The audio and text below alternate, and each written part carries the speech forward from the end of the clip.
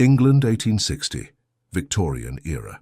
The chandeliers of Lord Pemberton's ballroom cast a golden glow over the sea of silk gowns and tailored evening coats below.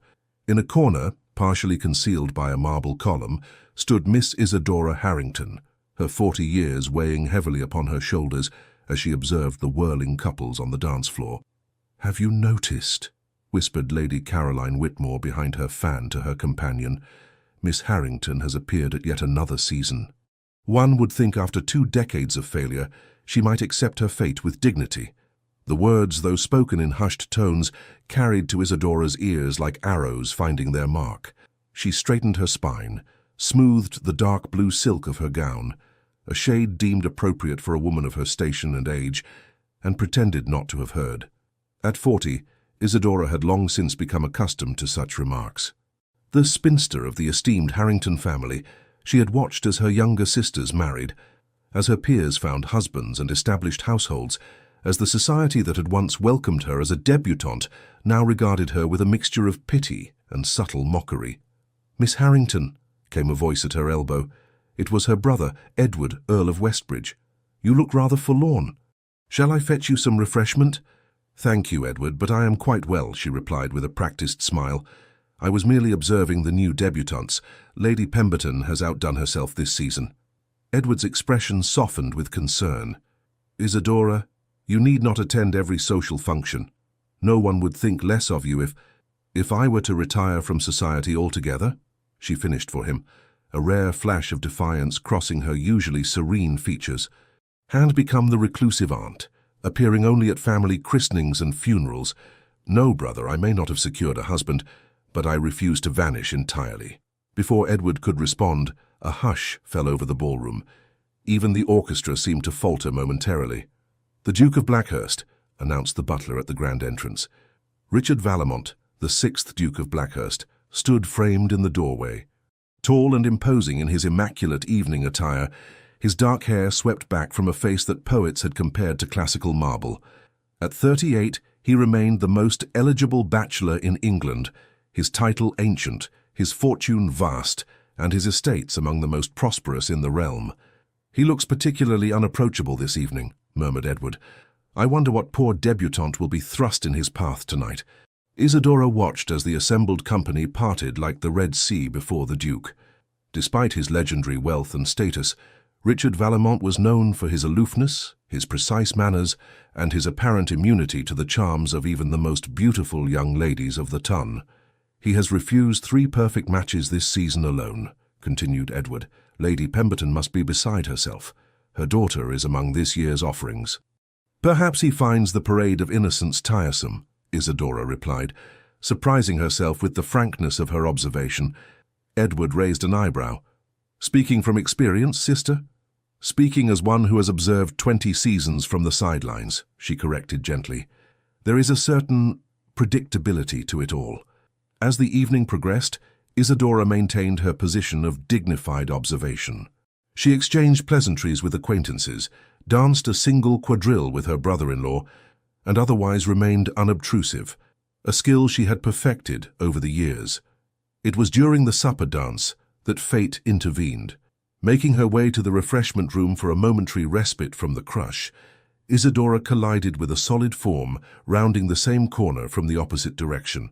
"My apologies," she began, flustered, then froze as she found herself looking directly into the piercing grey eyes of the Duke of Blackhurst. "The fault is entirely mine, madam," he replied, his voice deep and melodious.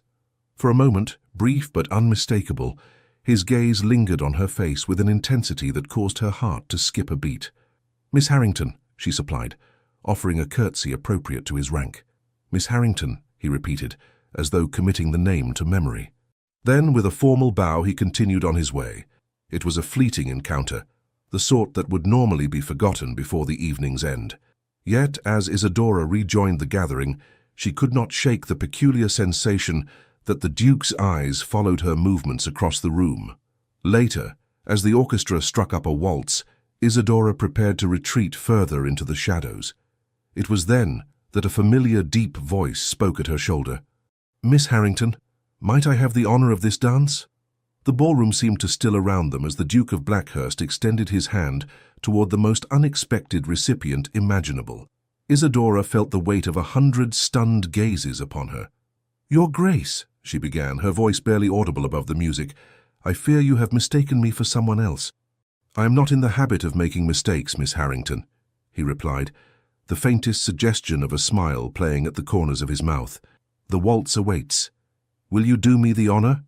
20 years of social conditioning urged her to decline, to spare them both the inevitable whispers. Yet something in his unwavering gaze compelled her to place her gloved hand in his. "The honor is mine, Your Grace." As he led her onto the floor, the whispers erupted like a swarm of agitated bees. The Duke of Blackhurst, who had declined to dance with the season's most celebrated beauties, was leading Miss Isadora Harrington, 40 and unmarried, into a waltz. "You realize, of course, that you have just scandalized the entire assembly," Isadora murmured as they took their positions. "Have I?" he replied, seeming genuinely unconcerned as his hand settled at her waist. "I was under the impression I was merely dancing with the most interesting woman in the room."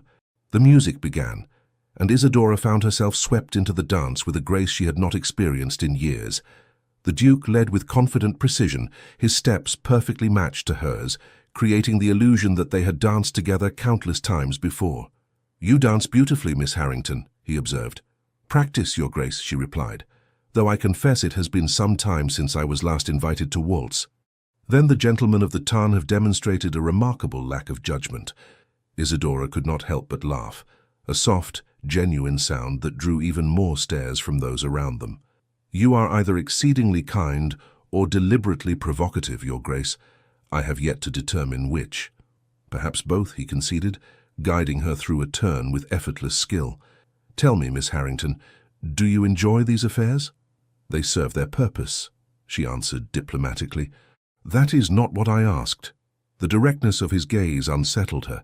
It had been years since anyone had looked at her with such focused attention, as though her thoughts and feelings were worthy of genuine consideration. "No," she admitted finally. "I find them rather tedious, but one must maintain appearances." "Indeed," he murmured, and for a moment she glimpsed something in his expression, a fleeting shadow of understanding that suggested he too wore a mask for society's benefit. As the final notes of the waltz faded, the Duke escorted her back to the edge of the ballroom. Before taking his leave, he bent slightly to speak near her ear. "Thank you for the dance, Miss Harrington. It was, without question, the highlight of an otherwise unbearable evening." Then he was gone, moving through the crowd with that peculiar combination of authority and detachment that seemed uniquely his, leaving Isadora to face the approaching tide of curious acquaintances, all desperate to discover what the Duke of Blackhurst could possibly have said to the spinster of Harrington House. In the carriage returning home that night, Edward regarded his sister with poorly concealed curiosity. "Well," he prompted finally, "will you not tell me what transpired between you and Blackhurst?" Isadora gazed out at the lamplit streets of London passing by the window. "We danced, Edward. Nothing more.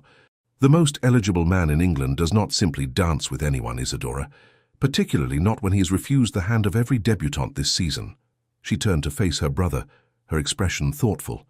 "Perhaps he was merely being kind." Edward snorted. "Blackhurst is many things, wealthy, powerful, respected, but kind has never been among his known qualities. The man has a heart of stone, if the rumors are to be believed." Isadora returned her gaze to the window, her reflection ghost-like against the darkness beyond. "Then perhaps," she said softly, "the rumors are wrong." Back at Harrington House, as her lady's maid helped her prepare for bed, Isadora caught sight of herself in the mirror. The face that looked back at her was neither young nor beautiful by society's standards. The bloom of youth had faded, leaving behind a woman with fine lines at the corners of her eyes and a certain gravity to her countenance. Yet for the first time in years, she looked at her reflection and wondered if perhaps there was something still worthy of notice in the woman she had become. Something that had caught the eye of the most discerning man in England, if only for the span of a single waltz. Foolishness, she chided herself aloud, dismissing the thought. A man like the Duke of Blackhurst did not seriously consider women like Isadora Harrington. Whatever his reasons for singling her out tonight, it would surely prove to be nothing more than a momentary caprice, forgotten by morning. Little did she know that across London, in the opulent study of his townhouse, the Duke of Blackhurst sat with a glass of brandy, contemplating the unexpected discovery he had made at the Pemberton ball, a woman whose intelligent eyes and quiet dignity had, in the space of a single dance, intrigued him more than all the bright young things of the season combined. The morning following the Pemberton ball dawned grey and drizzly, a fitting backdrop to Isadora's reflections as she sat at her writing desk, composing a letter to her married sister in Hampshire. She had almost convinced herself that the previous night's encounter with the Duke had been nothing more than a curious aberration, until the butler appeared at her door. "A delivery for you, Miss Harrington," he announced, with the faintest hint of surprise in his normally impassive voice. The footman behind him carried a magnificent arrangement of deep crimson roses, so abundant that they nearly obscured his face. As he placed the crystal vase on a side table, Isadora stared in bewilderment. "There must be some mistake," she began. "No, miss," the butler replied, extending a small cream-colored card on a silver salver. The messenger was most specific. With fingers that trembled slightly, Isadora took the card. Upon it, in a bold masculine hand, was written, "To brighten a dreary London morning, Blackhurst." "Heavens above," she whispered, the card nearly slipping from her fingers. The butler cleared his throat discreetly. "Will there be a response, Miss Harrington?" "I know. That is, not at present," she managed, still staring at the roses as though they might vanish if she looked away. When the servants had withdrawn, Isadora approached the flowers, inhaling their rich fragrance. In all her 40 years, no gentleman had ever sent her flowers, not even during her debut season when she had been young and moderately pretty, if never a true beauty. "What game is he playing?" she murmured, gently touching one velvet petal. Her contemplation was interrupted by the arrival of her sister-in-law Charlotte, Countess of Westbridge, who burst into the room in a flutter of morning silk. "Is it true?" Charlotte demanded without preamble. "Did the Duke of Blackhurst truly send you roses?" Isadora sighed. "News travels with remarkable speed in this household. The servants talk, especially when something so unprecedented occurs," Charlotte replied, circling the arrangement with wide eyes. "Isadora, these must have cost a small fortune at this time of year." "I'm sure it's merely a courtesy after our dance," Isadora said, attempting to sound dismissive. Charlotte gave her a shrewd look. "The Duke of Blackhurst does not dance with spinsters, nor does he send them roses as a courtesy. Something very strange is happening." Before Isadora could formulate a response, the butler appeared again. "Lord Westbridge requests Miss Harrington's presence in the study." Downstairs, Edward paced before the fireplace, his expression troubled. He stopped when Isadora entered. "I've just come from my club," he began without preamble. "The entire town is talking about nothing but you and Blackhurst." Isadora sank into a chair. "Surely there are more important matters worthy of discussion." "Not in London during the season," Edward replied grimly. "Particularly not when the most sought-after bachelor in England singled out a—" He stopped abruptly. "A spinster?" Isadora supplied, her voice calm despite the sting. "You need not mince words, Edward. I am well aware of my status." Her brother had the grace to look contrite. "Forgive me. I only meant that it is unusual and people are curious. Blackhurst has rejected countless eligible young ladies. Why should he suddenly show interest in someone so manifestly unsuitable?" Isadora finished for him. "I assure you, I have asked myself the same question." Edward crossed to kneel beside her chair, taking her hand. "Isadora, I worry for you. If Blackhurst is playing some sort of cruel game, then I shall be no worse off than I am now," she replied softly. Her brother studied her face.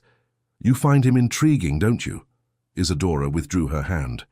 "I found our brief conversation refreshingly direct, nothing more, and now he has sent roses, which is certainly flattering, but hardly indicative of serious intent."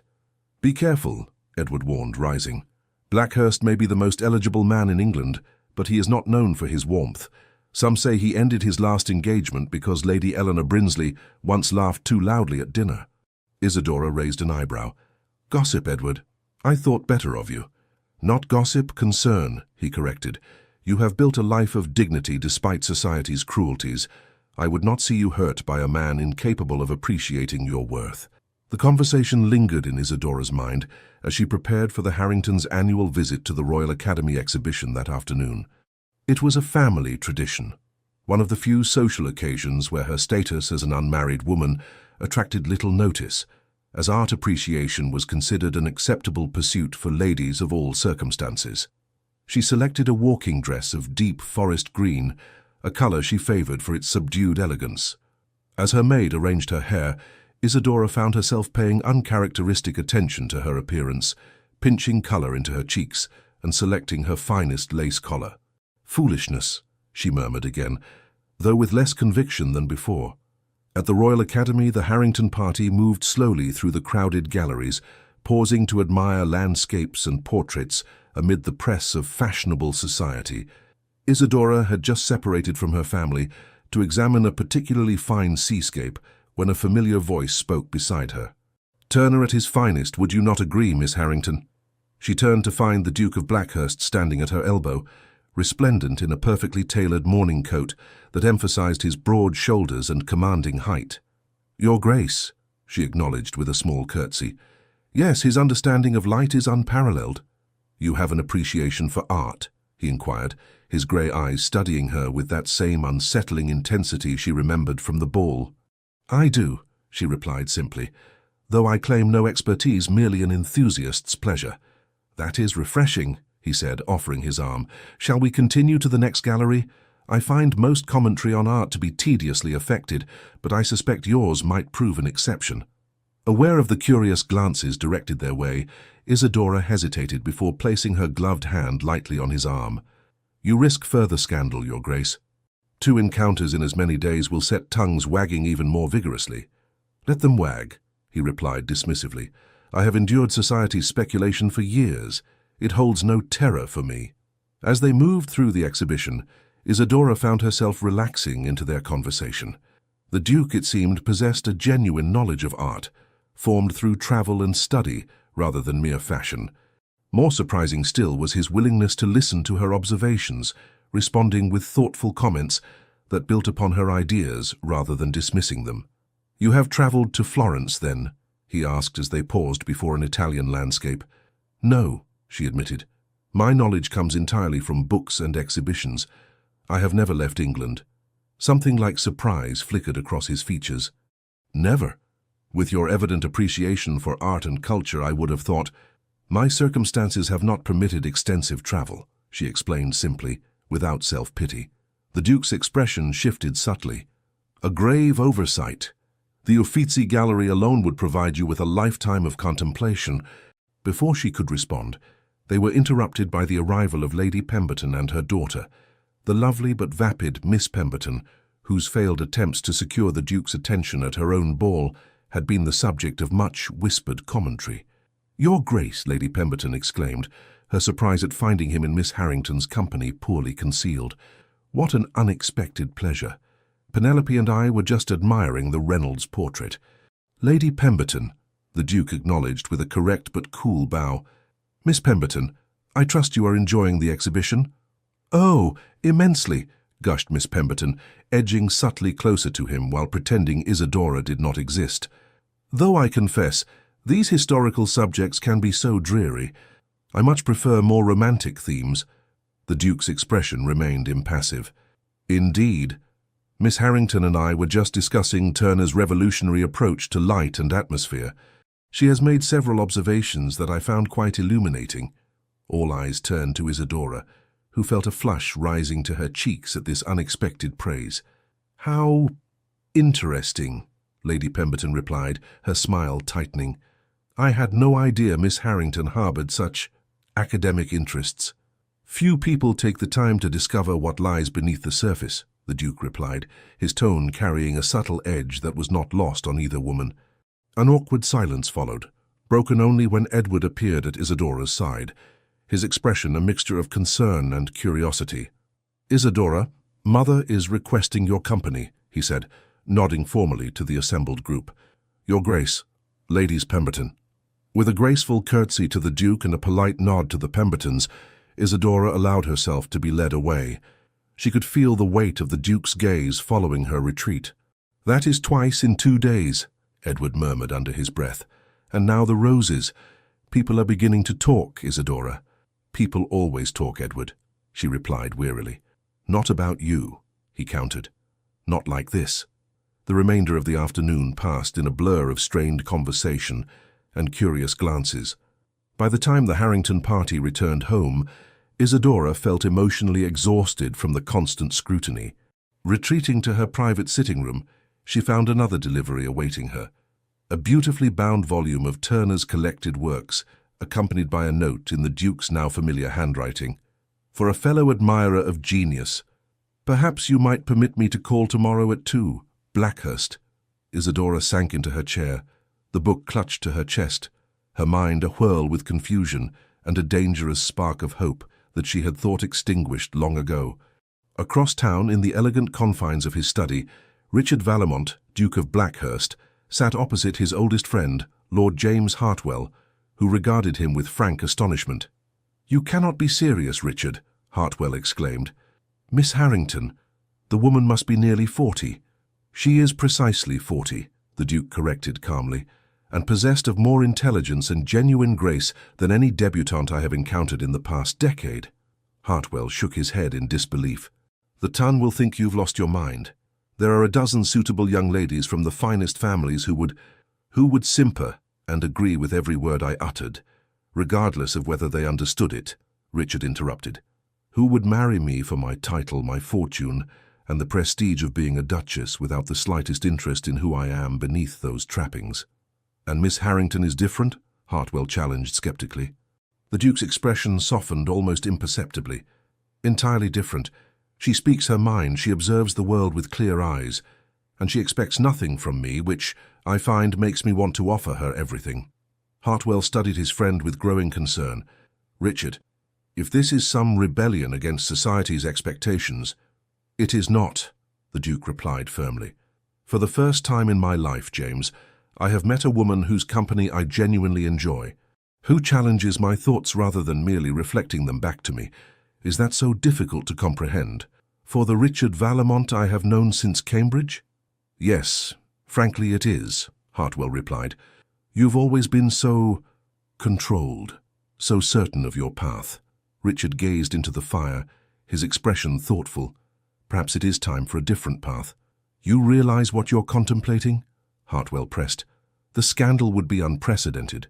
A duke, particularly one of your standing, does not marry a spinster with no fortune and no connections beyond a minor earldom." "I said nothing of marriage," Richard replied, though the slight tension in his jaw belied his casual tone. Hartwell laughed without humor. "My friend, you have publicly singled out a respectable unmarried woman of good family. You've sent her flowers and books. You've requested permission to call. Either you are contemplating marriage, or you are behaving in a manner most would consider dishonorable." The Duke's expression hardened. "You know me better than that." "I do," Hartwell conceded, "which is why your sudden interest in Miss Harrington is so baffling. You have refused the hand of every suitable young lady presented to you for years, citing various trivial flaws. Now you appear captivated by a woman who, by society's reckoning, is thoroughly on the shelf." "Society," Richard said coldly, "can go hang." Hartwell sighed, recognizing the implacable resolve that had made his friend one of the most formidable men in England. "Very well.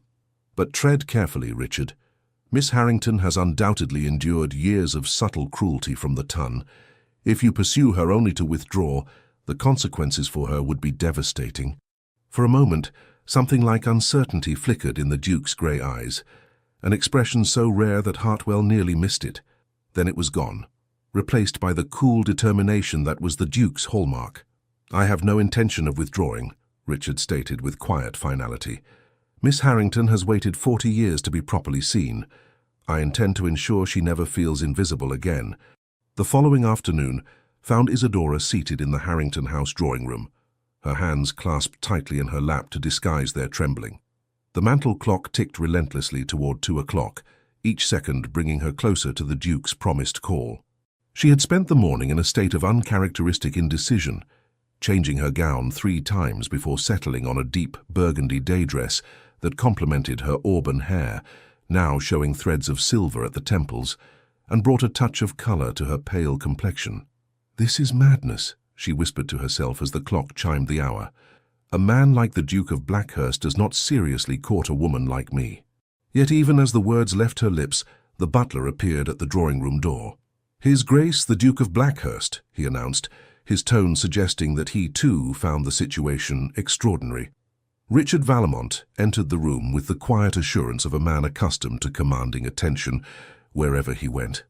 Dressed impeccably in a charcoal frock coat and dove-grey waistcoat, he seemed to bring a different atmosphere with him, something electric and vital that made the familiar drawing-room suddenly seem more vibrant. "Miss Harrington," he greeted her, bowing over her hand with perfect courtesy. "You are most kind to receive me." "Your Grace," she replied, gesturing to a chair opposite her own. "I confess, your request took me by surprise." "A pleasant one, I hope?" he inquired, taking the offered seat. Isadora hesitated. "A puzzling one," she admitted finally. "You must be aware that your attention has caused quite a stir." A smile, brief but genuine, transformed his austere features. "Good. The ton has grown far too comfortable in its rigid expectations. A little disruption is long overdue." "Is that what I am?" she asked quietly. "A disruption to the established order." The Duke studied her face with that penetrating gaze that seemed to see beneath surfaces. "You are many things, Miss Harrington, but a mere instrument of social rebellion is not one of them." The butler returned with tea, providing Isadora with a momentary reprieve from the intensity of the Duke's attention.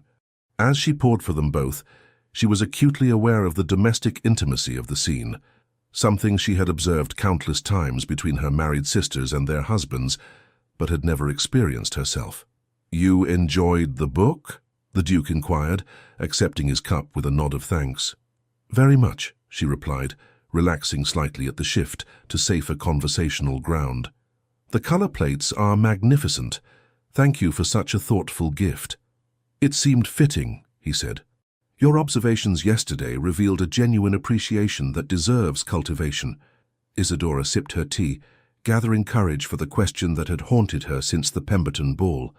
"Your Grace, forgive my directness, but I must ask, why have you singled me out for these attentions?" Richard set down his cup, his expression serious. "Because in a sea of artifice, you stand as a beacon of authenticity. Because when you speak, you say what you mean rather than what you believe I wish to hear. Because your eyes reflect a depth of thought and feeling that I find compelling." The simple honesty of his answer stole Isadora's breath. No man had ever spoken to her with such straightforward admiration, not even in her youth when she had still harbored hopes of marriage. "I am 40 years old, Your Grace," she reminded him, her voice steady despite the tumult of emotions his words had stirred. "I have no fortune, no particular beauty, and no accomplishments beyond those expected of any gentlewoman. Surely there are dozens of young ladies more worthy of your interest." "Worthy," he repeated, an edge entering his voice. "A curious choice of words. Tell me, Miss Harrington, by what measure do you determine a person's worth? By youth, beauty, fortune? These seem remarkably shallow criteria for a woman of your intelligence." Isadora flushed. "You misunderstand me. I meant only that society," he interrupted, "has consistently demonstrated a profound inability to recognize true value. I, however, am not so limited in my perceptions." A charged silence fell between them, broken only when the Duke rose and crossed to the window, his tall figure silhouetted against the afternoon light. "Perhaps I should speak plainly," he said, turning back to face her. "I have spent the past 15 years avoiding matrimony, Miss Harrington, because I have never encountered a woman whose company I could envision tolerating for a lifetime. Until now." Isadora stared at him, certain she had misheard. "Your Grace, if this is some kind of jest—" "I do not jest about matters of such importance," he replied, his expression grave. "I am well aware that my attention has placed you in an uncomfortable position. Society whispers. Your family worries, and you yourself must be uncertain of my intentions." He returned to his seat, leaning forward slightly. "Allow me to clarify them. I wish to court you, Miss Harrington, with the utmost propriety and respect.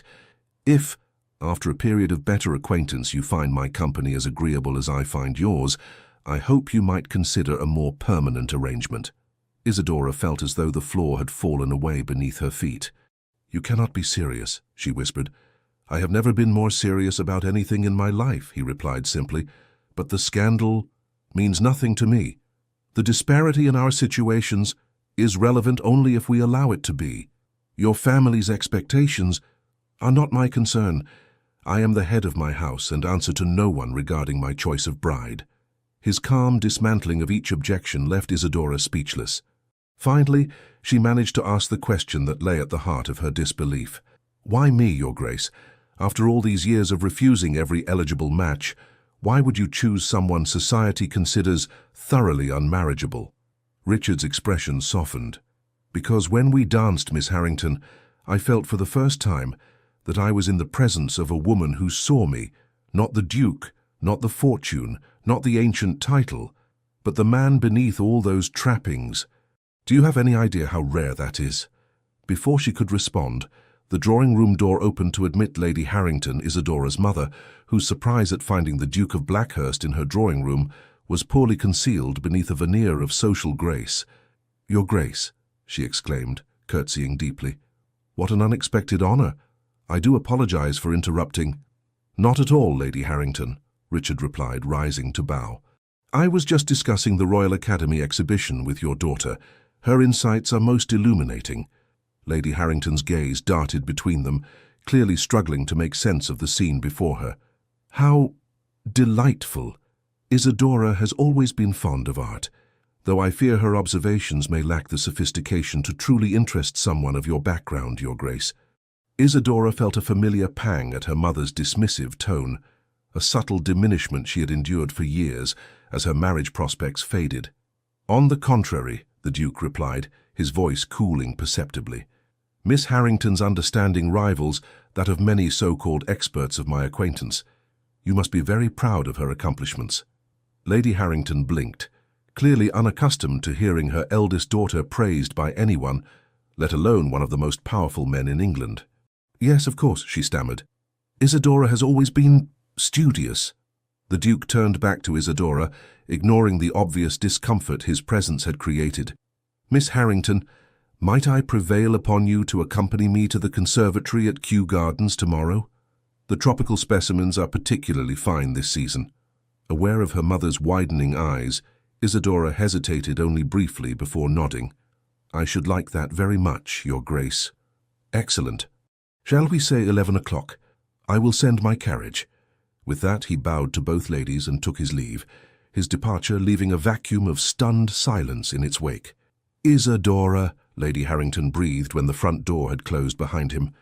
"What in heaven's name is happening? First the roses, now a private call and an invitation to Kew. The Duke of Blackhurst is courting you." "It would appear so, Mother," Isidora replied, still trying to absorb the reality of the situation herself. Lady Harrington sank into a chair, fanning herself vigorously. But why, after all these years of being overlooked, to suddenly attract the attention of the most eligible bachelor in England? "It defies all understanding." Isidora winced at her mother's artless candor. "Thank you for that assessment, Mother." Lady Harrington had the grace to look abashed. "Forgive me, my dear. I did not mean... That is to say, you have always been accomplished and well-bred, of course, but at your age—" "Yes, Mother, I am quite aware of my age," Isidora interrupted with uncharacteristic sharpness, "as, I believe, is the Duke." "But what can he possibly want?" Lady Harrington persisted, bewilderment evident in every line of her face. Isidora rose, suddenly weary of the conversation. "Perhaps, Mother, he wants what any man seeks in a potential wife: companionship, understanding, and mutual respect." "At your age," Lady Harrington repeated, seemingly unable to move past this central fact. "It's unprecedented." "Many things about the Duke appear to be unprecedented," Isidora replied softly. "If you'll excuse me, I believe I shall rest before dinner. Tomorrow promises to be eventful." As she climbed the stairs to her bedchamber, Isidora's mind whirled with conflicting emotions, disbelief warring with a dangerous, fragile hope that she had thought long dead. Could the Duke truly be serious in his intentions? Or was this, as Edward feared, some incomprehensible game whose rules she did not understand? In the privacy of her room, Isadora sat at her dressing table, studying her reflection with new eyes.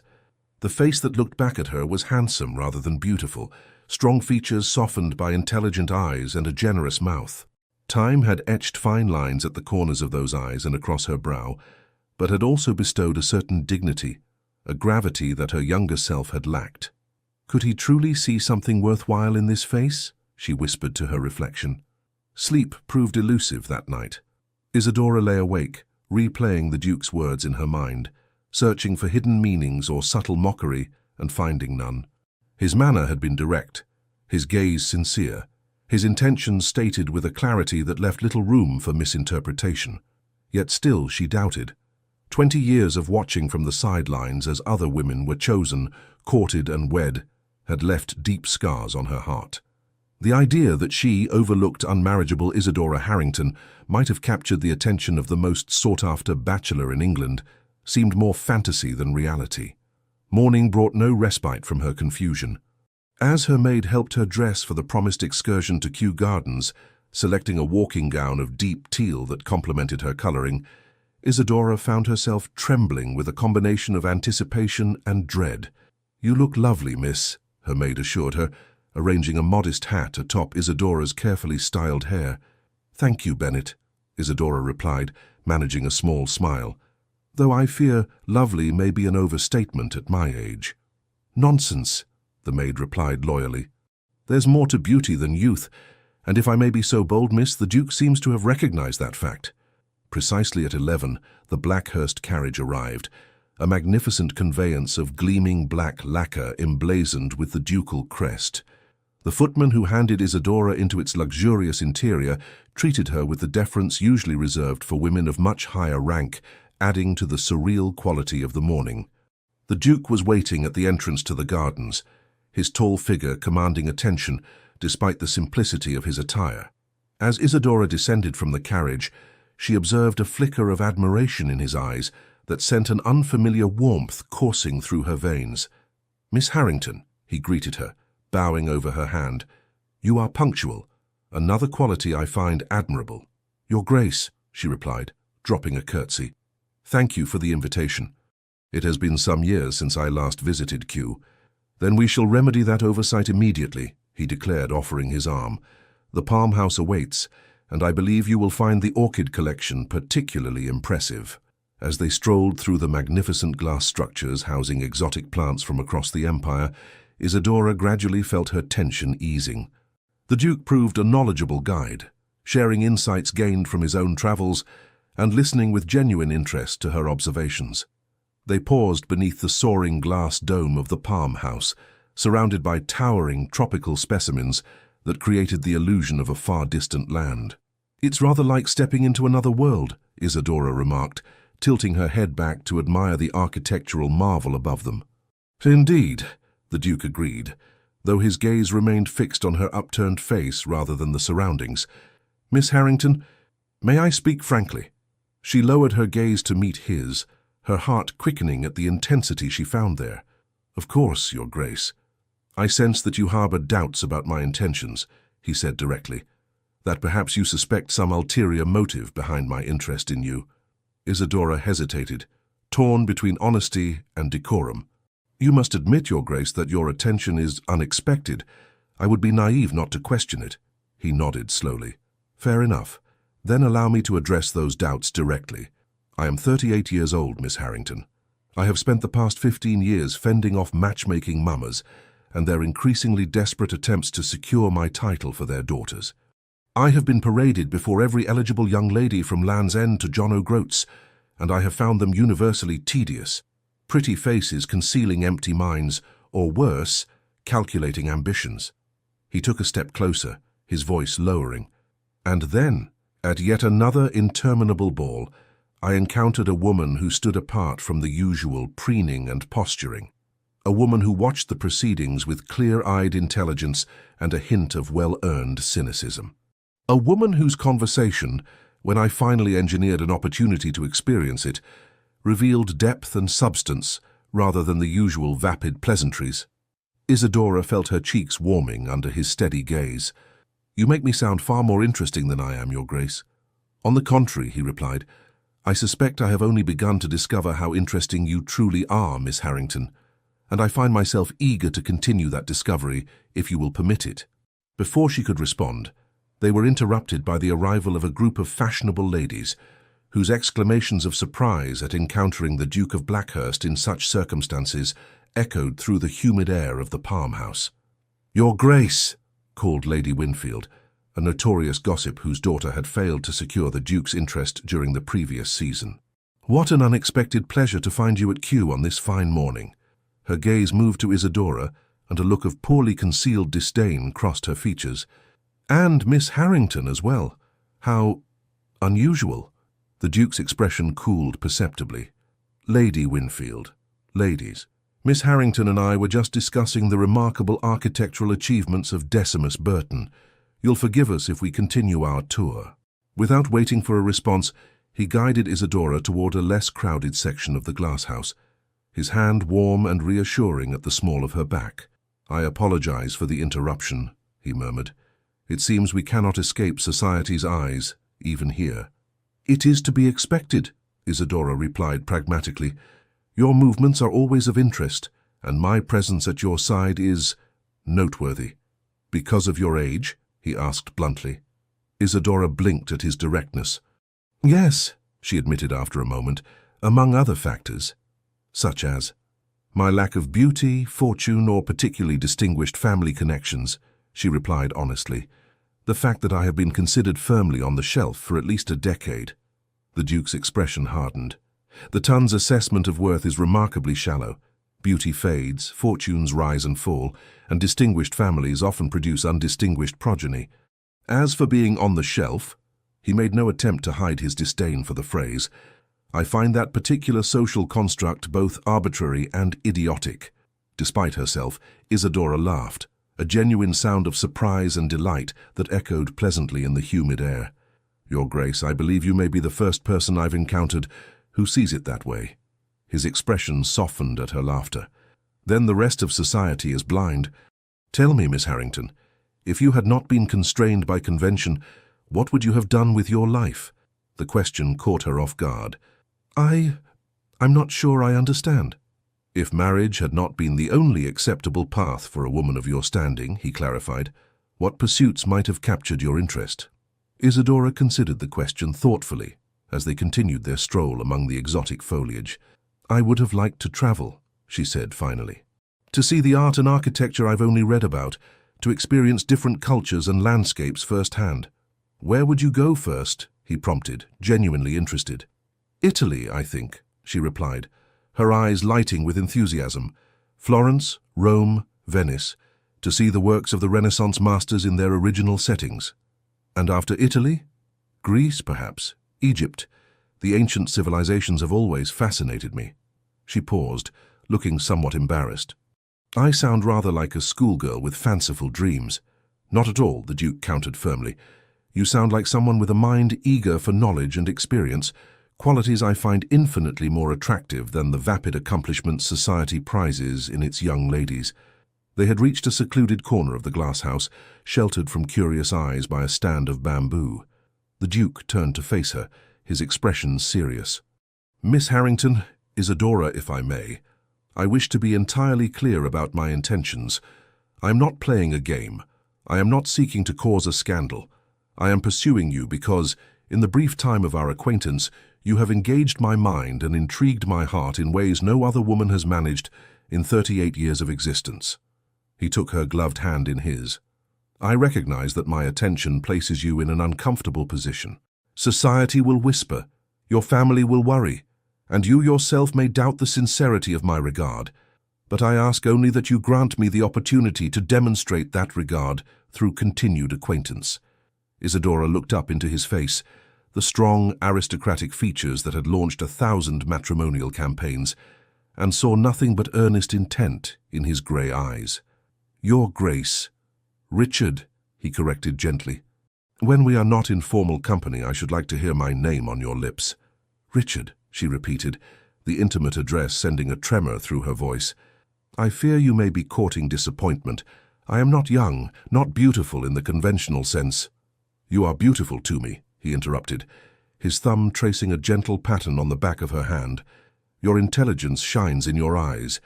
Your dignity lends grace to every movement. Your smile, when you deign to bestow it, transforms your entire countenance."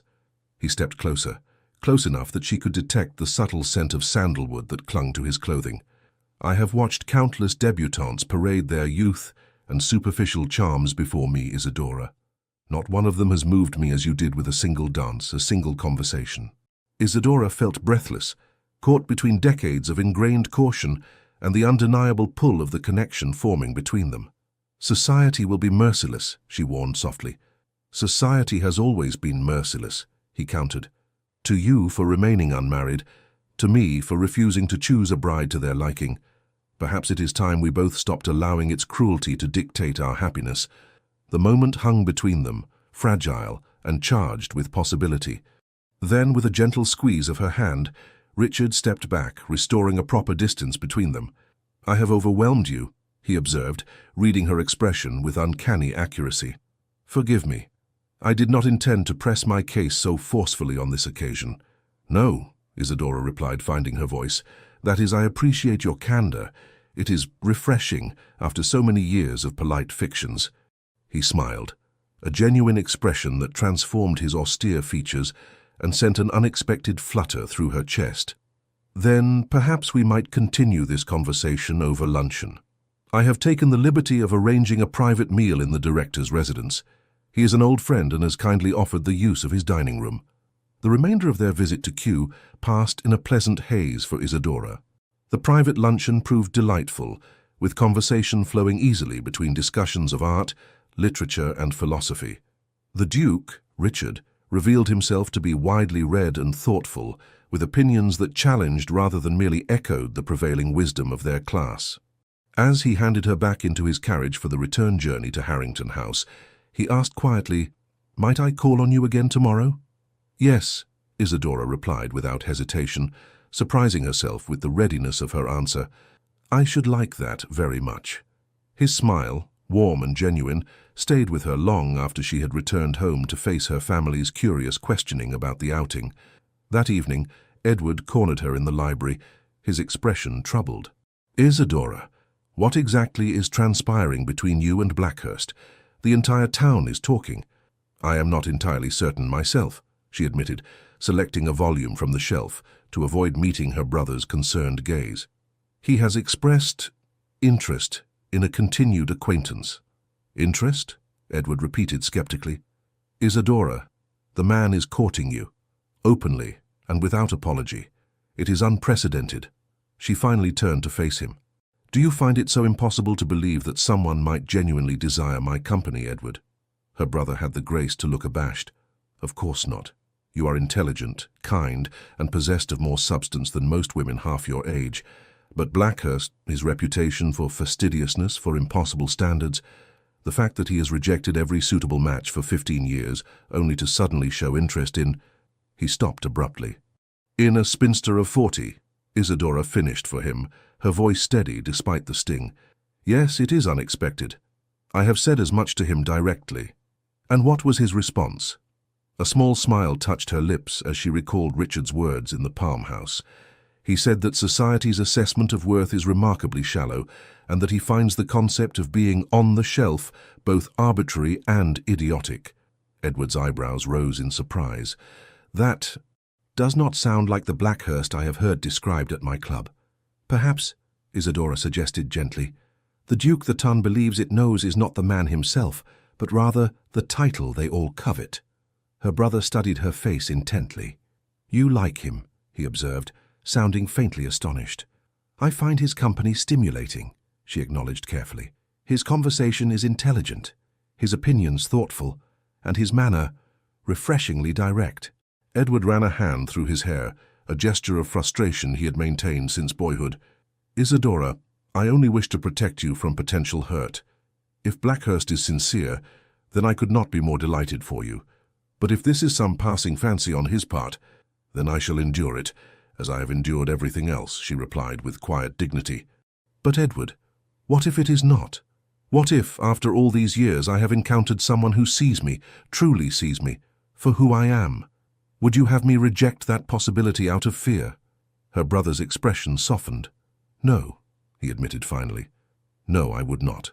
But promise me you will proceed with caution. Your heart has been preserved intact for 40 years. I would not see it broken now. I promise, she assured him, though in truth, she feared it might already be too late for caution.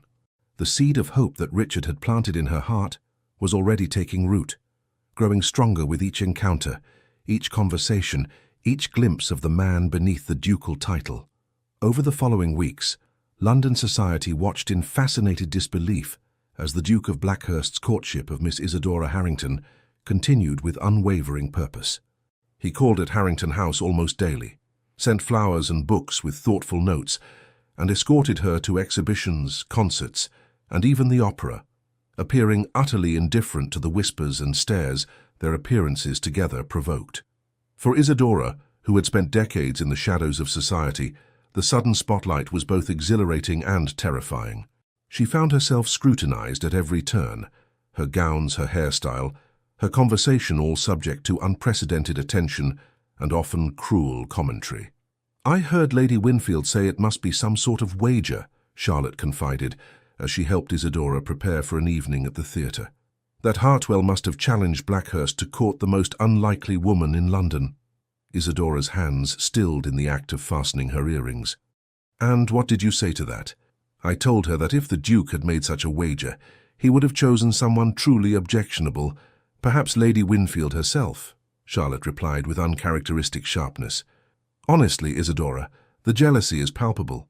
Half the mothers in London have spent years throwing their daughters at Blackhurst without success, and now he has chosen you. It's driving them to distraction. Chosen is perhaps too strong a word, Isadora cautioned, though her heart warmed at her sister-in-law's defense. He enjoys my company, that is all. Charlotte snorted delicately. A man like the Duke of Blackhurst does not escort a woman to the opera merely because he enjoys her company.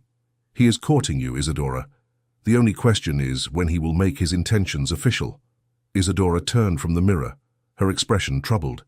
Charlotte, do you not find it strange that after all these years of being virtually invisible to society, I should suddenly attract the attention of the most eligible man in England?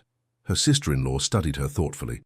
What I find strange is that it took someone of Blackhurst's perception to recognize your worth when it has been evident to your family all along. The simple sincerity of the statement brought unexpected tears to Isadora's eyes. Thank you, she whispered. That evening at the Royal Theatre, seated in the Duke's private box, Isadora was acutely aware of the opera glasses directed their way from all quarters of the house. The production was Verdi's La Traviata, but she suspected that for most of the audience, the real drama was unfolding in their box, where the Duke of Blackhurst sat in close proximity to a woman 20 years past her debut. You seem distracted, Richard observed during the interval, his voice low enough that only she could hear. I am sorry, she apologized. It is difficult to focus when one is the subject of such avid observation. His gaze swept the theatre, taking note of the many faces turned in their direction. Would you prefer to leave and give them even more to gossip about? She replied with a small smile. No, I shall endure. Richard's expression darkened. You should not have to endure an evening at the opera, Isadora, not because of society's petty malice. She placed a gloved hand briefly on his arm, a gesture of intimacy that would not have gone unnoticed by their observers. I am not as fragile as I appear, Richard. I have weathered the Tun's indifference for 20 years. I can certainly weather its attention now. His expression softened as he looked down at her hand on his arm. Your resilience is yet another quality I admire, he said quietly, though I find myself increasingly incensed by the slights you have endured all these years. Before she could respond, they were interrupted by the arrival of visitors to their box, Lord and Lady Cavanaugh, whose daughter had been among the most recent debutantes to fail to secure the Duke's interest. Your Grace, Lord Cavanaugh greeted, bowing stiffly. Miss Harrington, what a surprise to see you at the opera. Is it, Lord Cavanaugh? Richard replied coolly. Miss Harrington is a great appreciator of music, unlike many who attend merely to be seen. The subtle rebuke was not lost on the Cavanaughs, whose attendance at cultural events was indeed more social than artistic in nature. Of course, Lady Cavanaugh murmured, her smile not reaching her eyes as she addressed Isadora. How commendable to maintain such interests at your age, Miss Harrington. Most ladies in your position would have retreated from society long ago. I have never seen the virtue in retreating, Lady Cavanaugh, Isadora replied evenly. Life has much to offer at every age, if one remains open to its possibilities. Richard's eyes warmed with approval at her response. Indeed, he agreed, placing his hand over hers where it still rested on his arm. A philosophy more should adopt, in my opinion. The gesture, intimate and possessive, caused Lady Cavanaugh's eyes to widen with shock. Lord Cavanaugh, sensing the increasing tension, made their excuses and ushered his wife from the box with barely concealed haste. As the second act began, Richard leaned close to whisper in Isadora's ear, "You handled that beautifully. Most would have withered under Lady Cavanaugh's barbs." "Years of practice," she replied softly, though in truth, the barbs had seemed far less painful with him beside her, his steady presence a shield against society's cruelty. Later that evening, as Richard escorted her to her door after the performance, he paused on the steps of Harrington House, his expression uncharacteristically hesitant. "Isadora, I wonder if you might consider accompanying me to Blackhurst Manor this weekend," he said. "I host a small house party each spring for a select circle of friends and family. I should very much like you to attend." She stared at him in surprise. A private call was one thing, flowers and books mere tokens. Even public appearances at cultural events could be dismissed as the eccentricity of a duke known for his unconventional tastes. But an invitation to his ancestral home, to meet his family and closest friends, that was a declaration of serious intent that could not be misconstrued. "Richard, are you certain?" she asked, searching his face in the soft glow of the carriage lamps. "Such an invitation will be seen as—" "Precisely what it is," he interrupted gently. "A clear statement of my regard and intentions. I am weary of the speculation, Isadora. I wish to make my feelings plain, not only to you, but to all of society." Her heart thundered in her chest. "And what are those feelings?" In answer, he took her hand and raised it to his lips, his gaze never leaving hers. "I believe you know," he said softly. "But if you require the words, I shall speak them here and now, regardless of who might witness." Isadora shook her head quickly, overwhelmed by the intensity of the moment. "No, not here, not like this." His expression gentled with understanding. "Then say you will come to Blackhurst. Allow me to introduce you to those dearest to me. Let me show you the place that has shaped me for better or worse." The invitation represented a threshold, Isadora knew, a point of no return. If she accepted, she would be publicly acknowledging the seriousness of their connection, inviting both increased scrutiny and inevitable disappointment if the relationship failed to culminate in marriage. Yet, looking into Richard's steady grey eyes, she found she could not refuse. Whatever happened, whatever pain might lie ahead, she would not deny herself this chance at a happiness she had long since ceased to believe possible. "Yes," she said finally, "I will come to Blackhurst." His smile, rare and transformative, illuminated his features. "You have made me very happy, Isadora," he said simply. Then, with a formal bow that belied the intimacy of the moment they had just shared, he bid her good night and returned to his waiting carriage. Inside Harrington House, Isadora found Edward waiting in the entrance hall, his expression a mixture of concern and curiosity. "Well?" he prompted, when she had handed her wrap to the waiting footman. "What did Blackhurst have to say for himself tonight?" "He has invited me to Blackhurst Manor for his spring house party," she replied, still somewhat dazed by the invitation and its implications. Edward's eyebrows shot up. "Good Lord, and you accepted?" "I did." Her brother studied her face intently. "Then it appears his intentions are serious indeed." "So it would seem," she agreed softly. Edward was silent for a long moment, then he stepped forward and took her hands in his. "Isadora, if this is what you want, if Blackhurst is what you want, then you have my full support. Whatever whispers or obstacles society may throw in your path, know that your family stands with you." Tears pricked at Isadora's eyes at this unexpected declaration. "Thank you, Edward," she whispered, squeezing his hands gratefully.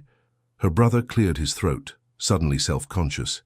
"Yes, well, It's about time someone recognized your worth, even if it had to be the most intimidating man in England. The weekend of the Blackhurst house party arrived with unseasonable warmth, as though spring itself had conspired to make the occasion perfect. Isadora travelled to Kent in Richard's personal carriage, accompanied by Charlotte as propriety demanded, though Edward would join them the following day. As the carriage crested a hill, Blackhurst Manor came into view, a magnificent Palladian mansion set amid rolling parkland, its limestone facade gleaming golden in the afternoon sun. "Heavens," Charlotte breathed, leaning forward for a better view. "It's even grander than they say." Isadora could only nod, momentarily overwhelmed by the reality of what she was doing, approaching the ancestral seat of one of England's oldest dukedoms as a potential duchess rather than a mere visitor. The very thought seemed absurd, yet here she was, responding to an invitation that could have only one meaning.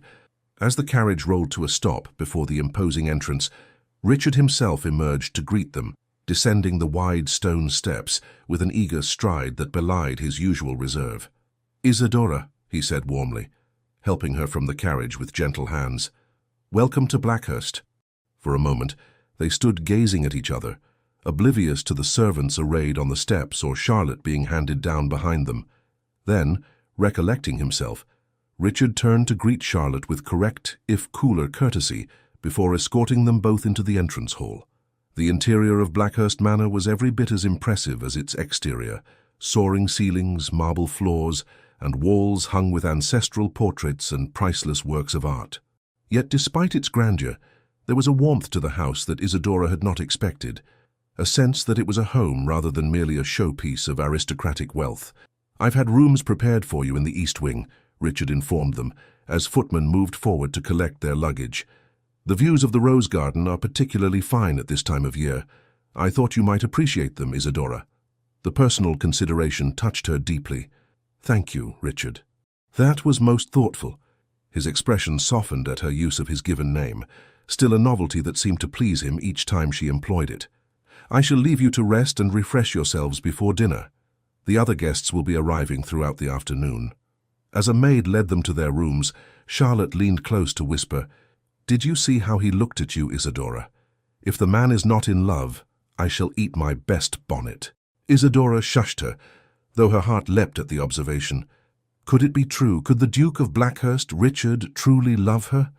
The possibility seemed too extraordinary to credit, yet the evidence was increasingly difficult to dismiss. After resting briefly, Isadora began to prepare for dinner with Charlotte's help, selecting a gown of deep amethyst silk that highlighted her auburn hair and brought warmth to her complexion. "You look lovely," Charlotte declared as she fastened the last button. "Truly, Isadora, I have never seen you look better."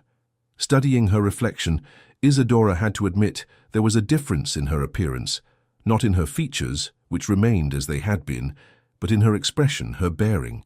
There was a light in her eyes that had been absent for years, a confidence in her posture that spoke of renewed hope. As they descended to the drawing-room where pre-dinner drinks were being served, Isadora was acutely conscious of the scrutiny she would face from Richard's inner circle. These were not the general society whose opinion she had learned to disregard, but people whose judgment mattered to the man who had, against all odds, come to matter deeply to her.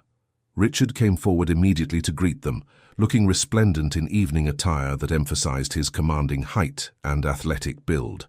"Isadora, Charlotte," he said warmly, "allow me to introduce you to my guests." The group assembled in the drawing-room was smaller and less intimidating than Isadora had feared. Just 8 people, including Lord James Hartwell, whom she recognized as Richard's oldest friend from Cambridge days, Richard's younger sister, Lady Eleanor Vallemont, a striking woman in her early 30s, his cousin, Lord Henry Vallemont and his wife, and 2 other couples who appeared to be long-standing family friends. To Isadora's surprise and relief, the reception she received was uniformly cordial, with Richard's sister in particular going out of her way to make her feel welcome. "My brother has spoken of little else but you for weeks," Lady Eleanor confided, as they took seats together before dinner. "I was beginning to think you must be some sort of paragon." Isadora laughed softly. "I assure you, I am nothing of the sort. Your brother's regard is flattering, but perhaps exaggerated." Lady Eleanor studied her with shrewd blue eyes. The same shade as Richard's, Isadora noted. I think not, she said finally. Richard does not exaggerate, nor does he act on impulse or emotion. If he has singled you out, Miss Harrington, it is because he sees qualities in you that are genuinely exceptional. Before Isadora could respond to this remarkable statement, dinner was announced, and Richard appeared at her elbow to escort her into the dining room. My sister has not overwhelmed you, I hope, he murmured as they processed down the corridor. Eleanor can be rather direct. Not at all, Isadora assured him. It's refreshing, actually. Directness seems to be a family trait. He smiled down at her, his eyes warm. One you share, if I recall our early conversations correctly. The dinner that followed was unlike any social experience Isadora had ever known. Seated at Richard's right hand, the position of honor usually reserved for the highest-ranking lady present, she found herself at the center of genuine, interested conversation rather than polite dismissal. Richard's friends and family engaged her on topics ranging from literature to politics, listening to her opinions with actual attention rather than mere courtesy. Most surprising of all was the way Richard himself deferred to her views, drawing her into discussions and valuing her contributions in a way she had never experienced in society at large.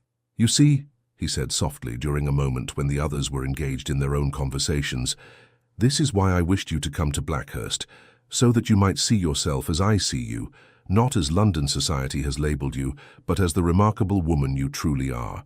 The simple sincerity of his words brought warmth to Isadora's cheeks. You are very kind, Richard.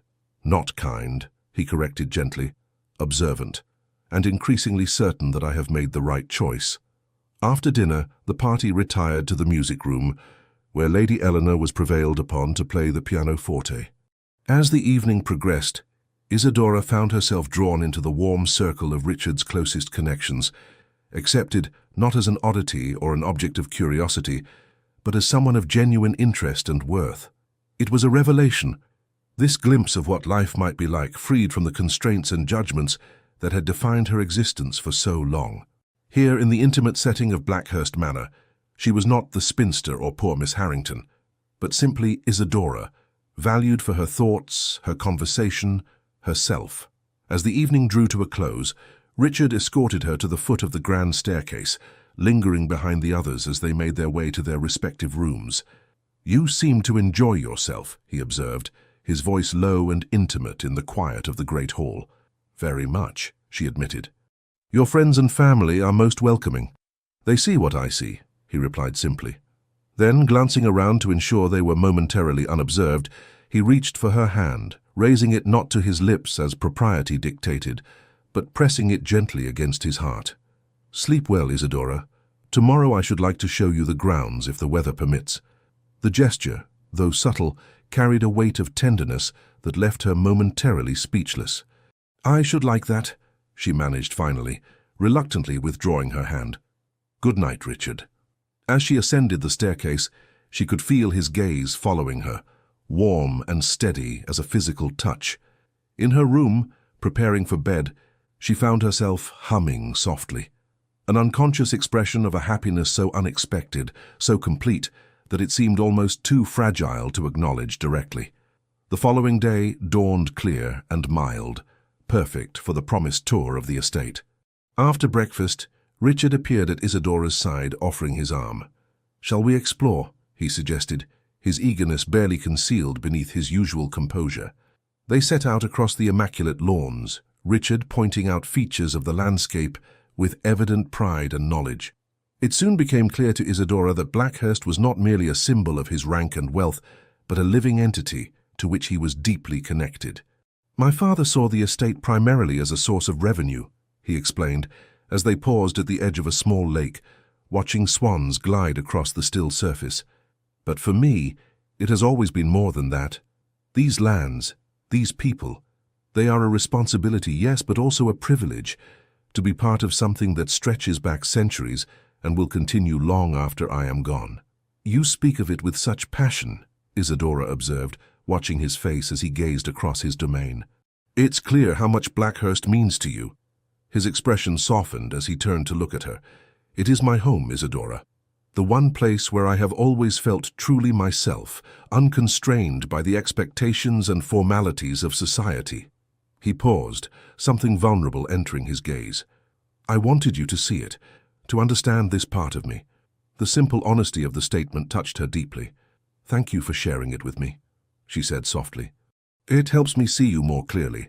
Not just the Duke that London knows, but the man behind the title. That, he replied, his voice low and fervent, is precisely what I hoped for. So few people look beyond the dukedom to see the man. You have done so from the beginning, Isadora. It is one of the many reasons I find myself increasingly drawn to you. They continued their walk, crossing a stone bridge that arched elegantly over a narrow section of the lake. In the distance, Isadora could see figures moving about the grounds, other guests enjoying the fine spring weather. Richard, she began carefully, I must ask you something that has been troubling me. He glanced down at her, his expression open. Anything. Are you certain about this? She gestured vaguely between them. Society has expectations for a man in your position. A duke typically marries a young woman of impeccable lineage, someone who can provide heirs and manage a great household. I am 40 years old, Richard. The likelihood of my bearing children is reduced, but not impossible. He completed for her, his tone matter-of-fact. And while an heir is certainly desirable, it is not my primary consideration in choosing a wife. He led her to a stone bench positioned to overlook the lake and its surrounding gardens, taking her hands in his as they sat. Isadora, I have spent 15 years watching young women of impeccable lineage parade before me, each more vacuous and calculating than the last. I have endured countless dinner conversations so tedious they made me question whether the continuation of my line was worth the lifetime of boredom it would entail. Despite the seriousness of the moment, Isadora found herself smiling at his blunt assessment. Surely they could not all have been so dreadful. Perhaps not, he conceded, but none, not one, ever looked at me as you do, as though I am a person worthy of genuine interest, rather than merely a title to be acquired. His thumbs traced gentle patterns on the backs of her hands, sending shivers up her arms, despite the warmth of the day. As for managing a great household, Blackhurst has run efficiently for centuries under the guidance of capable stewards. What I seek in a wife is not an administrator, but a companion, someone whose conversation I enjoy, whose opinions I respect, whose presence brings me peace rather than obligation. Isadora's heart quickened at the implication of his words, but still she hesitated. Richard, you must know how people will talk. The tongue will be merciless. Let them talk, he replied with quiet intensity. I have never governed my life according to society's expectations, Isadora. I see no reason to begin now, particularly when doing so would deny me the chance at genuine happiness. He released one of her hands to reach into his coat pocket, withdrawing a small velvet box that caused her breath to catch in her throat. I had planned to wait until this evening after the others had retired, he said, his voice betraying a rare nervousness. But perhaps here, in this place that has witnessed the sweep of centuries, is more fitting. Opening the box, he revealed a magnificent emerald ring surrounded by diamonds, its antique setting speaking of history and permanence. This belonged to my grandmother, the 5th Duchess, he explained, his eyes never leaving Isadora's face. A woman of remarkable intelligence and character, who defied convention in her own time. I believe she would approve of my choice. With deliberate care, he slid from the bench to one knee before her, still holding her gaze. Isadora Harrington, you have brought light into my life where before there was only duty. You have shown me that true connection is possible, even for someone as guarded as myself. Would you do me the extraordinary honor of becoming my wife? Isadora stared at him, scarcely able to believe the moment was real. Here was Richard Vallemont, Duke of Blackhurst, the most eligible bachelor in England, on his knee before her, offering not just his name and position, but his heart. Richard, she began, her voice trembling slightly, are you absolutely certain? The world will not understand. I am not asking the world to marry me, he replied simply. I am asking you. In that moment, looking into his steady grey eyes, Isadora felt the last of her doubts dissolve. Whatever challenges might lie ahead, whatever whispers might follow them, the chance to share her life with this remarkable man was worth any price. Yes, she said softly, then with growing certainty, yes, Richard, I will marry you. His expression transformed with a joy so naked, so unguarded, that it stole her breath. Rising, he took the ring from its velvet nest and slipped it onto her finger, a perfect fit as though it had been made for her hand. "My Duchess," he murmured, raising her fingers to his lips. Then, glancing around to ensure they were unobserved, he leaned forward and pressed a gentle, reverent kiss to her lips. Their first, a seal on the promise they had just exchanged. When they finally parted, Isadora felt as though the world had shifted on its axis, that everything before this moment had been merely a prelude to the life now opening before her. At 40 years old, when society had long since consigned her to the margins, she had found love with a man who saw her true worth. "Shall we share our news with the others?" Richard asked, his eyes still bright with happiness. "Yes," she agreed, her heart full to overflowing, "though I imagine your sister, at least, may have anticipated this development." He laughed, a free, joyful sound she had rarely heard from him. "Eleanor has been hinting rather heavily that I should secure my happiness before you could change your mind about me." "Change my mind?" Isadora echoed incredulously, as if that were possible. Hand in hand, they walked back toward the house where their news would be met first with delight from those closest to them, and later with shock and scandal by society at large. But in that moment, with Richard's strong fingers intertwined with hers and the emerald gleaming on her hand, Isadora found she cared not at all for what the world might think. She had spent 40 years living according to society's expectations and limitations. Now she would forge a new path, as the Duchess of Blackhurst, yes, but more importantly, as a woman who had found love when she least expected it, with a man who valued her for exactly who she was. The news of their engagement spread through London society like wildfire, igniting a conflagration of gossip, speculation, and thinly veiled disbelief. Drawing rooms and gentlemen's clubs buzzed with discussion of the unprecedented match. The most eligible duke in England choosing as his bride a woman of 40, neither beautiful nor wealthy, who had long since been consigned to spinsterhood. "It must be some sort of bizarre infatuation," Lady Winfield declared to her circle of confidants over tea. "Men of a certain age sometimes develop these peculiar fixations. It will pass, of course, but unfortunately not before he has bound himself to her permanently." "Perhaps she has bewitched him somehow," suggested another matron, whose own daughter had failed to secure the Duke's interest during the previous season. "They say her mother's family had connections to those mystical Romany travelers." Such whispers reached Isadora's ears, of course. Servants talked, and Charlotte made it her business to report the most outrageous speculations with a mixture of indignation and dark humor. Yet to her own surprise, Isadora found the gossip affected her far less than it might have done before. "Let them talk," she said to Charlotte, unconsciously echoing Richard's words. "In time, they will find some new scandal to occupy them." The engagement was brief by society's standards. Just 6 weeks, during which Isadora found herself suddenly at the center of a whirlwind of activity. There were trousseau fittings, meetings with solicitors regarding settlements, consultations about the refurbishment of the Duchess's apartments at Blackhurst, and countless other details that demanded attention. Through it all, Richard remained a steady presence, attentive, supportive, and increasingly demonstrative of his affection, particularly when they managed to steal moments alone. Isadora discovered in herself a capacity for happiness she had thought long extinguished, a youthful joy that belied her 40 years. "You look younger every day," Edward remarked one evening, as they sat together in the library at Harrington House. "I would never have believed it possible, but impending marriage appears to agree with you, sister."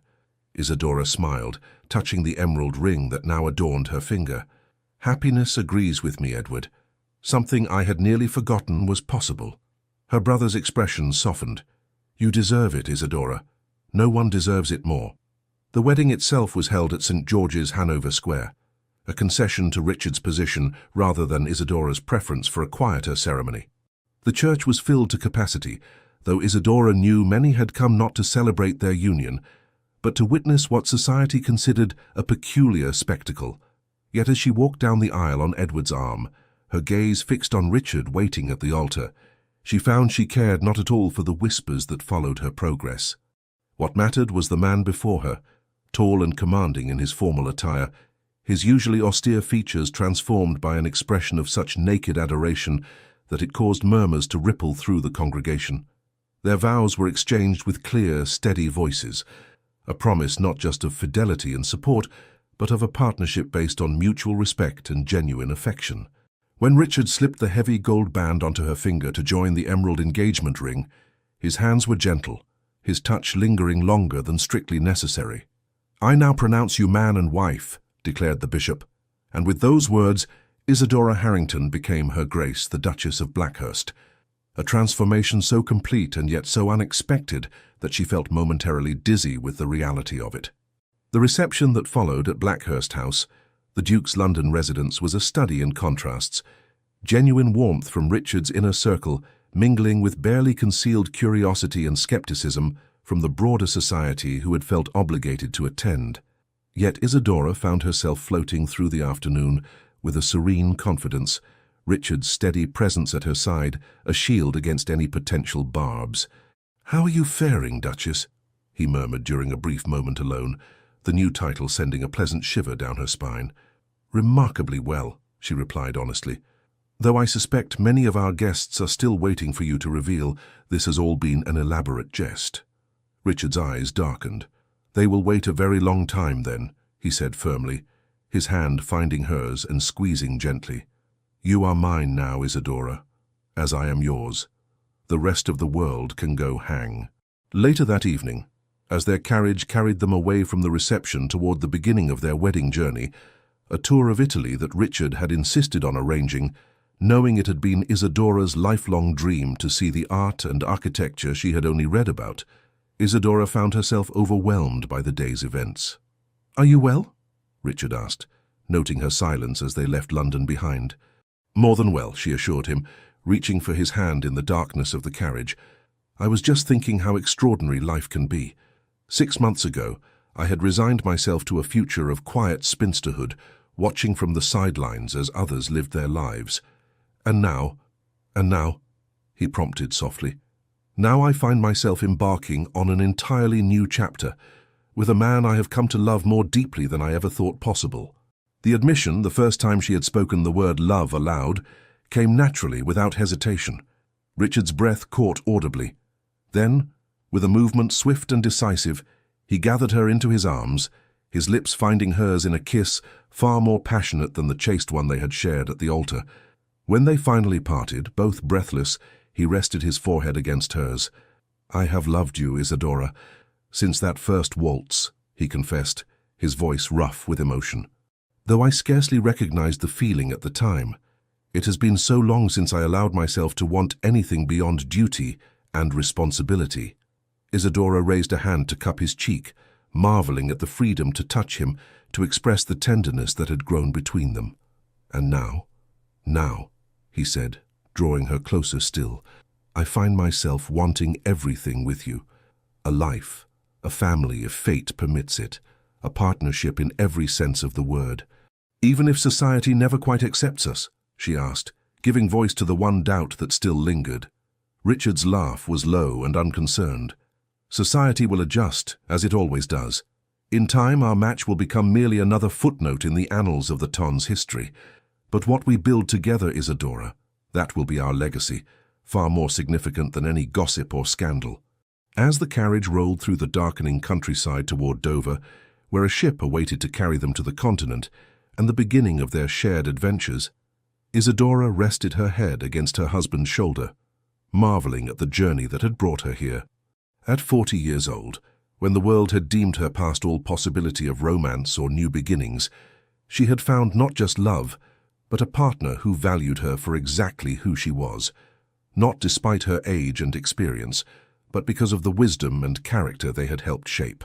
And Richard, who had spent years holding the world at arm's length, had found in her a companion whose presence enriched rather than diminished him, whose love had awakened parts of himself he had thought forever dormant. Together, they would face whatever challenges lay ahead, the potential skepticism of society, the practical considerations of their future, the adjustments of building a life together after years of independence. But they would face them as equals, bound not just by the legal ties of matrimony, but by a deep and genuine connection that had defied all expectations. "I love you, Richard," Isadora whispered into the comfortable silence that had fallen between them.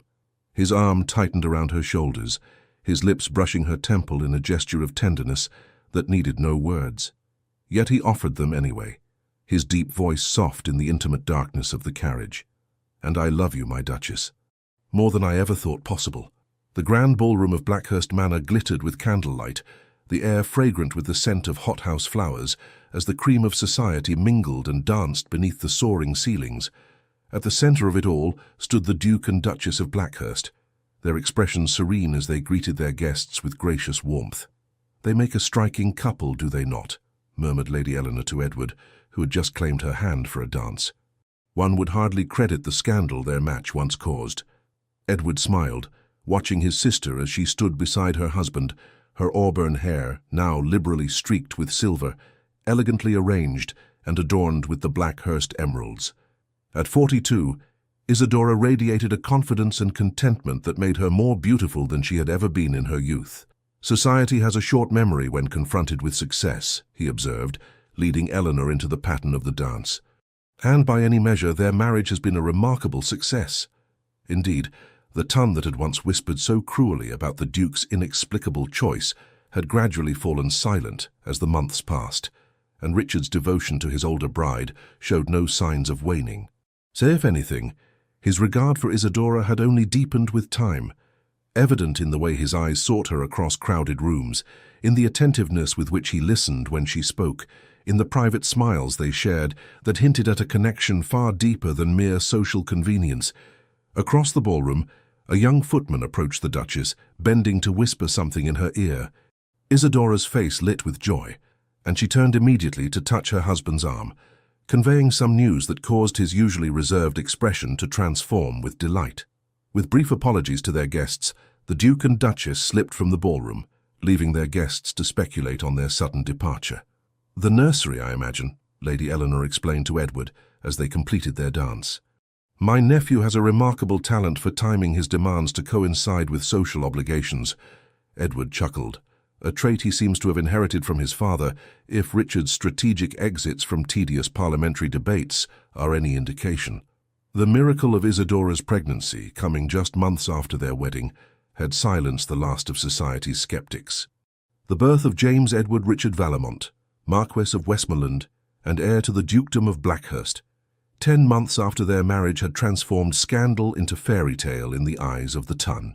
Upstairs, in the spacious nursery suite overlooking the moonlit gardens, Isadora and Richard stood side by side at the cradle of their 8-month-old son, watching as the nurse settled him back to sleep after his evening feeding. "He has your eyes," Richard observed softly, his arm around his wife's waist. "And your stubbornness," Isadora replied with a gentle laugh, "demanding attention in the middle of our spring ball." Richard pressed a kiss to her temple, inhaling the familiar lavender scent of her hair. "I can hardly blame him. I, too, prefer your company to that of our entire guest list combined."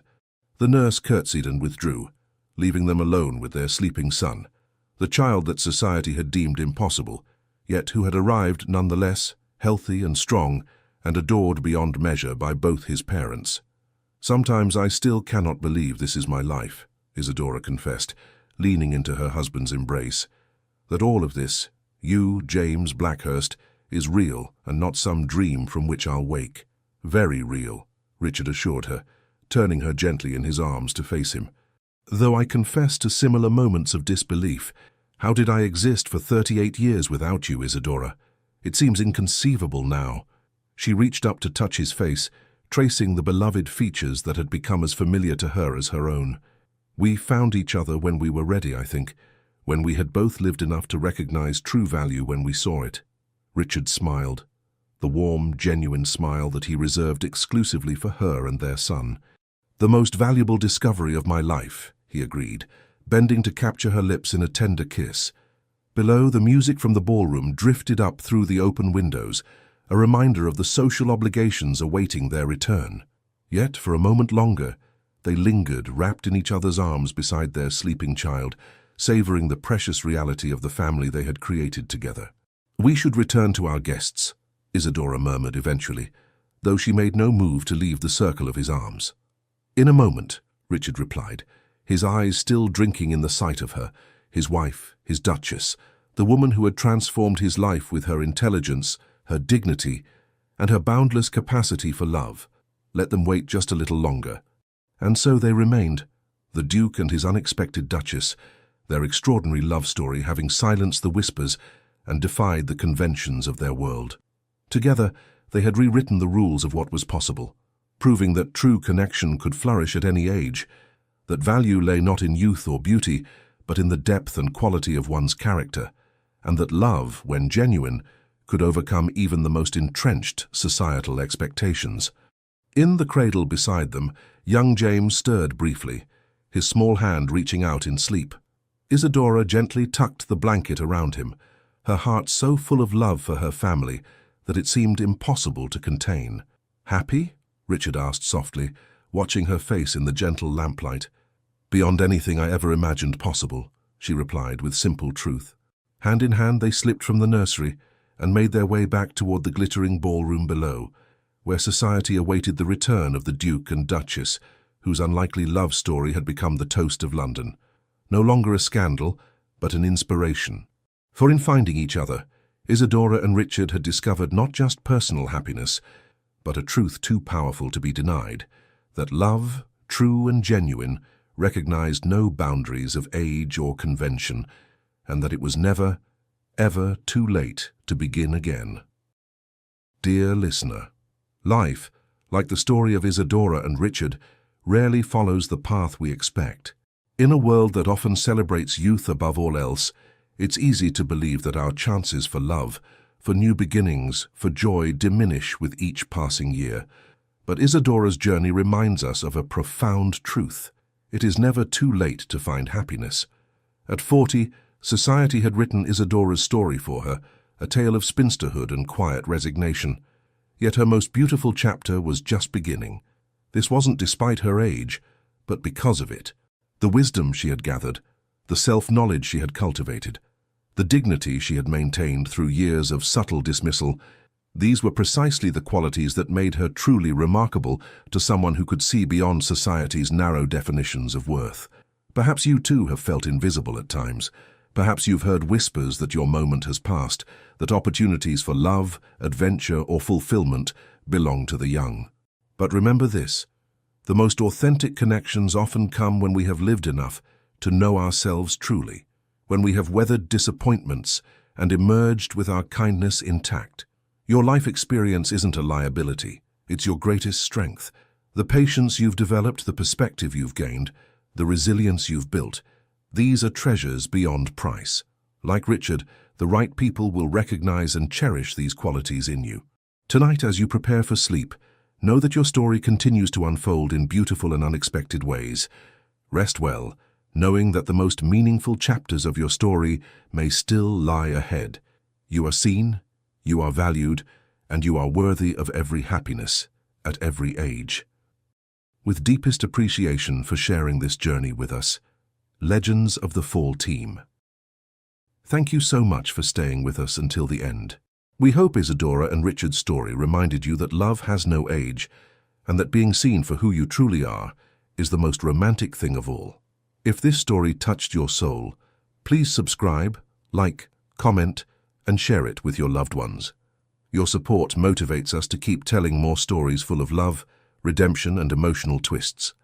At the end of this video, you'll see a suggestion for another powerful story from our channel. Click it and let yourself be surprised by even more unforgettable emotions. With love, the Legends of the Fall team.